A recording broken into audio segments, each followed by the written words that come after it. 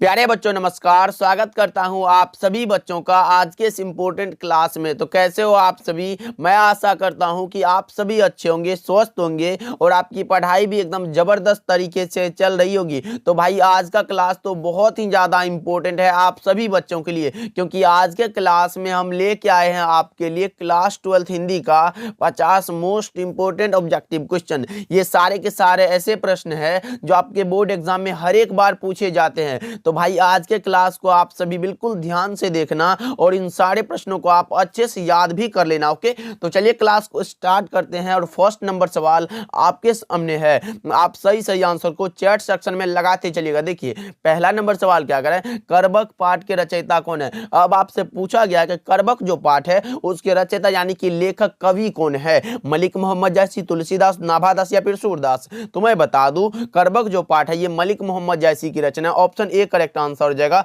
जो कि पद्मावत से लिया गया है। याद रखिएगा आप सभी। चलिए नेक्स्ट सवाल को देखते हैं। दूसरा नंबर सवाल आपके सामने है, लगाएंगे करेक्ट आंसर क्या होगा। ओम प्रकाश वाल्मीकि को डॉक्टर अम्बेडकर राष्ट्रीय पुरस्कार कब दिया गया था। भाई जूठन जो आत्मकथा है उसके लेखक का नाम है ओम प्रकाश वाल्मीकि, और ओम प्रकाश वाल्मीकि को जो है परिवेश सम्मान दिया गया था 1995 में, और जयश्री सम्मान दिया गया था 1996 में, और डॉक्टर अम्बेडकर राष्ट्रीय पुरस्कार दिया गया था 1993 में। ऑप्शन बी करेक्ट आंसर हो जाएगा भाई। और इसको भी आप याद रखना, कहीं ये सब भी पूछ दे तो आप लगा के चले आना। ओके, चलिए नेक्स्ट सवाल की ओर बढ़ते हैं। तीसरा नंबर सवाल देखिए आपके सामने प्रस्तुत है, लगाएंगे करेक्ट आंसर क्या होगा। जूठन शीर्षक आत्मकथा के लेखक कौन है। भाई अभी तो मैंने बताया जूठन जो है वो एक प्रकार का आत्मकथा है जिसके लेखक का नाम है Om Prakash Valmiki. Option B correct answer है, लगा लो और अच्छे से याद भी कर लो। ऐसे ही प्रश्न आपके बोर्ड एग्जाम में आने वाले हैं, इसलिए याद जरूर करते चलना भाई। ओके, और चैनल पे नए जुड़ रहे हो तो सब्सक्राइब जरूर करना भाई विद्या आनंद चैनल को। चलिए फोर्थ नंबर सवाल देखिए, खीर शब्द में कौन सा लिंग है। खीर में लिंग पूछा गया भाई, क्या होगा, स्त्रीलिंग होगा, पुल्लिंग, उभयलिंग या फिर इनमें से कोई नहीं। क्या होगा फोर्थ का करेक्ट आंसर लगाएंगे तो यह हो जाएगा स्त्रीलिंग। Option A is the correct answer. याद रखिएगा फोर का जो है ऑप्शन नंबर ए बिल्कुल सही जवाब हो जाएगा। चलिए पांचवा नंबर सवाल को देखते हैं। आपके सामने आ चुका है, गंगा शब्द में कौन सा लिंग है। गंगा में लिंग पूछा गया भाई, लगाओ करेक्ट आंसर क्या होगा। गंगा में लिंग पूछा गया कौन सा, देखने से नहीं लगता क्या स्त्रीलिंग है। ऑप्शन ए करेक्ट आंसर है, 5 का A is the correct answer. ध्यान में रखिएगा आप सभी। चलिए नंबर सवाल को देखते हैं। वाराणसी शब्द कौन संज्ञा। वाराणसी में संज्ञा पूछा जा रहा है आप सभी से, तो लगाएंगे करेक्ट आंसर क्या होगा 6 का। तो वाराणसी में जो संज्ञा है वो हो जाएगा व्यक्तिवाचक। ऑप्शन ए करेक्ट आंसर है, याद रखिएगा इंपॉर्टेंट है। ओके, चलिए देखिए 7 नंबर सवाल को देखते हैं। क्या कह रहा है, अर्थ के विचार से संज्ञा के कितने प्रकार होते हैं। अर्थ के विचार से संज्ञा के प्रकार कितने होते हैं। भाई बचपन से संज्ञा पढ़ते आ रहे हो, संज्ञा 5 प्रकार की होते हैं। कौन कौन, व्यक्तिवाचक, जातिवाचक, भाववाचक, द्रव्यवाचक और समूहवाचक। कितना हुआ, 5 हुआ। तो ऑप्शन नंबर सी लगा लो, करेक्ट हो जाएगा भाई, याद रखिएगा। चलिए 8 नंबर सवाल को देखते हैं। फटाफट से आपका आंसर आना चाहिए। देखिए निम्नलिखित में कौन जातिवाचक संज्ञा नहीं है। नहीं है पूछा गया भाई, जातिवाचक संज्ञा का उदाहरण नहीं है। पुस्तक तो है, पशु भी है और मकान भी है, लेकिन आगरा नहीं है। ऑप्शन डी करेक्ट आंसर हो जाएगा, क्योंकि आगरा तो व्यक्तिवाचक है। ओके, चलिए देखिए 9 नंबर सवाल को देखते हैं। आपके सामने आ चुका है, अग्नि शब्द का तद्भव रूप क्या होगा। अग्नि का तद्भव रूप पूछा गया आपसे से, तो लगाओ करेक्ट आंसर क्या होगा 9th का। तो मैं बता दूं अग्नि का जो तद्भव रूप हो जाता है वो हो जाता है आग। ऑप्शन डी करेक्ट आंसर हो जाएगा, 9 का D is the correct answer. Okay, चलिए देखिए 10 नंबर सवाल को देखते हैं। प्रेम के पीर के कवि कौन है। भाई इसको तो मैं बोलता हूं अच्छे से जरूर याद कर लो, क्योंकि ये क्वेश्चन जो है आपके बोर्ड एग्जाम में हर एक बार पूछे जाते हैं। प्रेम के पीर के कवि कौन है, तो वो है मलिक मोहम्मद जैसी। भाई याद रखिएगा। और हिंदी साहित्य का सूर्य पूछे तो आप सूरदास लगा देना, और हिंदी साहित्य का समन्वयवादी कवि पूछे तब आप तुलसीदास लगा देना। भाई जितना भी अकॉर्डिंग मतलब रिलेटेड क्वेश्चन दे रहा हूं आप जो है उसको जरूर याद करिएगा।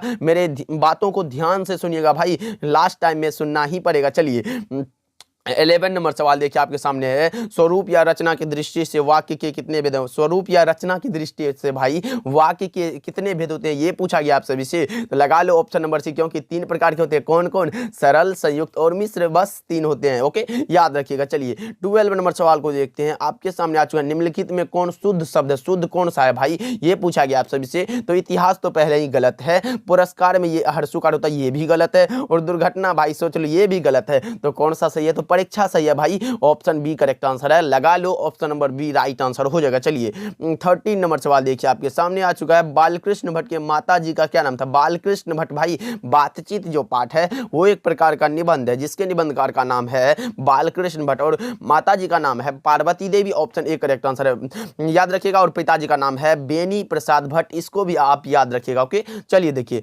14 नंबर सवाल को देखते हैं आपके सामने। अ का उच्चारण स्थान है, अ का उच्चारण स्थान लगाओ करेक्ट आंसर क्या होगा? अ का उच्चारण स्थान पूछा गया भाई तो अकुह विसर्जन या नानकंठ, मैंने ट्रिक भी दिया था, ऑप्शन डी करेक्ट आंसर हो जाएगा। 14 का D is the correct answer, याद रखना आप सभी। चलिए 15 नंबर सवाल देखिए आपके सामने आ चुका है, लगाओ करेक्ट आंसर क्या होगा? ब का उच्चारण स्थान है, ब का उच्चारण स्थान पूछा गया आप सभी से तो लगाएंगे करेक्ट आंसर क्या होगा? उपु पद्मान या नाम ओष्ठ हो जाता है, ओष्ठ हो जाता है, ऑप्शन सी राइट आंसर हो जाएगा। 15 का C is the correct answer. Okay चलिए देखिए 16 नंबर सवाल देखिए आपके सामने। बालकृष्ण भट्ट बातचीत के माध्यम से क्या बतलाना चाहते हैं? बालकृष्ण भट्ट भाई बातचीत जो पाठ है वो बालकृष्ण भट्ट की रचना और उस माध्यम से वो क्या बतलाना चाहते हैं? तो वो बतलाना चाहते हैं बातचीत की शैली, ऑप्शन ए राइट आंसर है। 16 का A is the correct answer. Okay याद रखना आप सभी। चलिए अगले प्रश्न की ओर बढ़ते हैं। 17 नंबर सवाल आपके सामने आ चुका है। बोधा सिंह किस कहानी का पात्र है? बोधा सिंह भाई लहना सिंह, बोधा सिंह, कीरत सिंह, ये कौन सा उसने कहा था कहानी में आया? जिसके लेखक का नाम मैं बता दूं, इसके लेखक का नाम है चंद्रधर शर्मा गुलेरी, इसको भी आप याद रखा। कहीं ये भी ना पूछ दे कि उसने कहा था कहानी के लेखक कौन है, तो आप चंद्रधर शर्मा गुलेरी लगा देना भाई, बिल्कुल करेक्ट हो जाएगा। चलिए 18 नंबर सवाल को देखते हैं। सिख राइफल्स के जमादार लहना सिंह का नंबर क्या था? सिख राइफल्स के जमादार लहना सिंह का जो नंबर था वो था 77, ऑप्शन ए राइट आंसर है। 18 का ए लगा लो आप, तो आपका भी करेक्ट आंसर है भाई, अच्छे से याद कर लो। ओके चलिए देखिए 19 नंबर सवाल को देखते हैं आपके सामने आ चुका है। अर्धनारीश्वर शंकर और पार्वती का किस प्रकार का रूप है? अर्धनारीश्वर जो पाठ है वो शंकर और पार्वती का किस प्रकार का रूप है? तो कल्पित रूप है, ऑप्शन बी राइट आंसर है, लगा लो 19 का B is the correct answer. Okay याद रखना आपसे भी। चलिए 20 नंबर सवाल को देखते हैं आपके सामने आ चुका है। प्रजा सोशलिस्ट पार्टी का गठन कब था? प्रजा सोशलिस्ट पार्टी का गठन पूछा गया भाई, लगाओ करेक्ट आंसर क्या होगा? और हाँ, कम समय में ज्यादा तैयारी के लिए इस चैनल को सब्सक्राइब जरूर करना भाई, हम आपके लिए ऐसे ही अच्छे कंटेंट अपलोड करते हैं, बस आप सब्सक्राइब कर लेना। ओके देखो प्रजा सोशलिस्ट पार्टी का गठन कब हुआ था? प्रजा सोशलिस्ट पार्टी का जो गठन हुआ था वो हुआ था 1952 में, ऑप्शन ए करेक्ट आंसर है। 20 का A is the correct answer, याद रखना आप सभी। चलिए अगले प्रश्न की ओर बढ़ते हैं आपके सामने आ चुका है। कवि ने कहा किसकी रचना है? लगाएंगे करेक्ट आंसर क्या होगा? कवि ने कहा जो रचना है वो किसकी रचना है, ये पूछा गया आप सभी से, तो लगा लो ज्ञानेंद्र पति है, ऑप्शन ए करेक्ट आंसर हो जाएगा, याद रखना आप सभी। चलिए 22 नंबर सवाल को देखते हैं। अशोक वाजपेयी किस काल के कवि है? मैंने बताया था कि जितने भी दास वाले आते हैं वो भक्ति काल में आते हैं, भूषण जी रीति काल में आते हैं, और बचा कौन सा? जितने भी नीचे बसते हैं वो सारे के सारे आधुनिक काल में आते हैं, ऑप्शन डी लगा लो करेक्ट हो जाएगा, याद रखना आपसे भी। ओके चलिए देखिए 23 नंबर सवाल को देखते हैं क्या कह रहा है। ज्ञानेंद्र पति का काव्य नाटक कौन है? ज्ञानेंद्र पति का काव्य नाटक पूछा गया आप सभी से, तो लगाएंगे करेक्ट आंसर क्या होगा? तो मैं बता दूं काव्य नाटक का जो नाम है वो है एक चकला नगरी, ऑप्शन डी करेक्ट आंसर हो जाएगा। चलिए 24 नंबर सवाल को देखते हैं। ज्ञानेंद्र पति का जन्म कब हुआ था? भाई लगाओ करेक्ट आंसर क्या होगा? ज्ञानेंद्र पति का जो जन्म हुआ था वो कब हुआ था? तो मैं बता दूं ज्ञानेंद्र पति का जन्म हुआ था 1 जनवरी 1950 को, ऑप्शन ए करेक्ट आंसर है। 24 का A is the correct answer, याद रखिएगा आप सभी। चलिए अगले प्रश्न की ओर बढ़ते हैं। 25 नंबर सवाल आपके सामने आ चुका है। अशोक वाजपेयी का जन्म कब हुआ था? अशोक वाजपेयी का जन्म भाई हार जीत जो कविता है उसके कवि का नाम है अशोक वाजपेयी, और इसका जन्म बात कर ले वो हुआ था 16 जनवरी 1941 को, ऑप्शन ए राइट आंसर हो जाएगा। चलिए अगले प्रश्न की ओर बढ़ते हैं। 26 नंबर सवाल देखिए। अशोक वाजपेयी के पिता का क्या नाम था? अशोक वाजपेयी के पिता का नाम क्या था ये पूछा गया आप सभी से, तो लगाएंगे करेक्ट आंसर क्या होगा? 26 का जो हो जाएगा वो जगह Parmanand Vajpayee, option A correct answer हो जाएगा, याद रखना आप सभी। चलिए 27 नंबर सवाल देखिए आपके सामने आ चुका है।